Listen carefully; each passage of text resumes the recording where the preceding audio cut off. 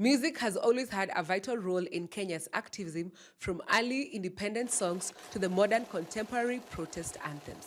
Early examples like Joseph Kamaru and Daudi Kabaka sang about societal issues, hoping for change. In this episode, we highlight young and seasoned Kenyan artists who are using their voice and art to call for change.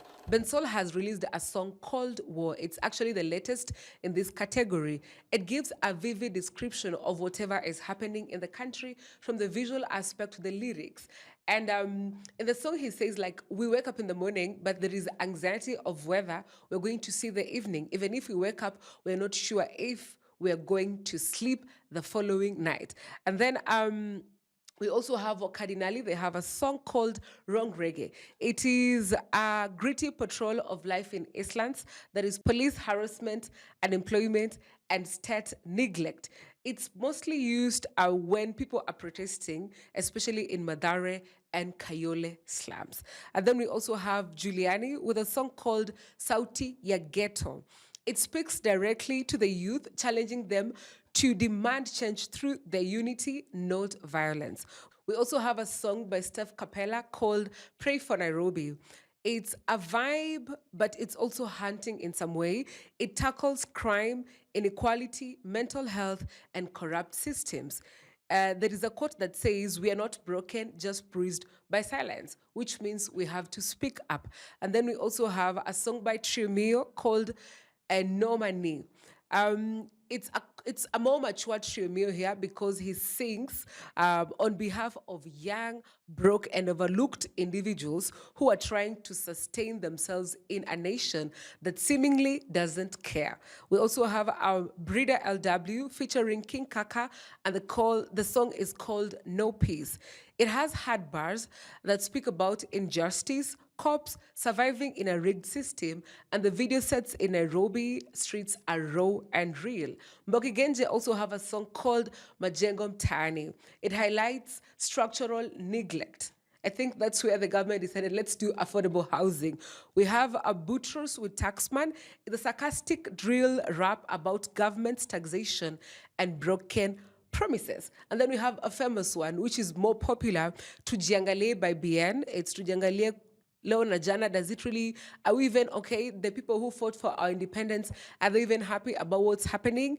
That's the song. We also have Leila, akona wimbo inaitwa Wimbo wa Historia. It's basically a patriotic song that just gives a transition from how things were and how things are.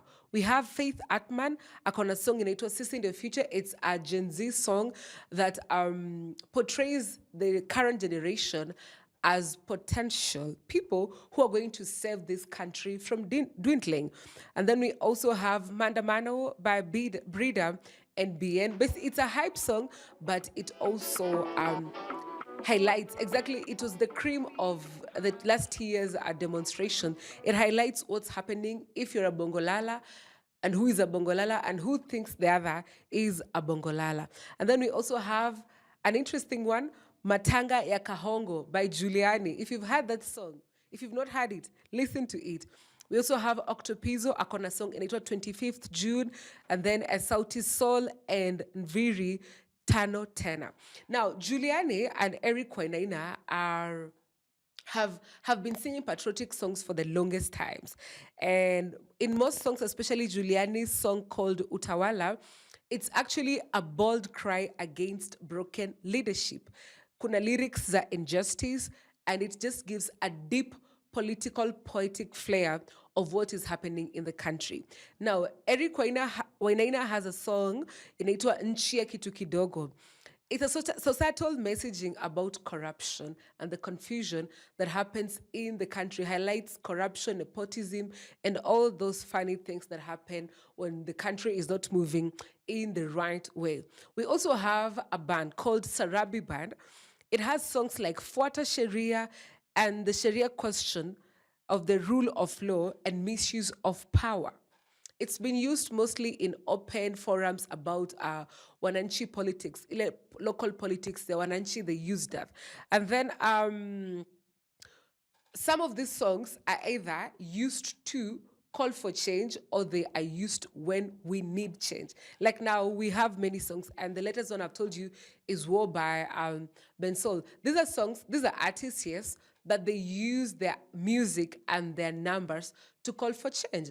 I don't know whether these songs have really depicted something and they have made the government change, but basically, those are activism or political, somehow political, but let's call them activism or justice songs in our country.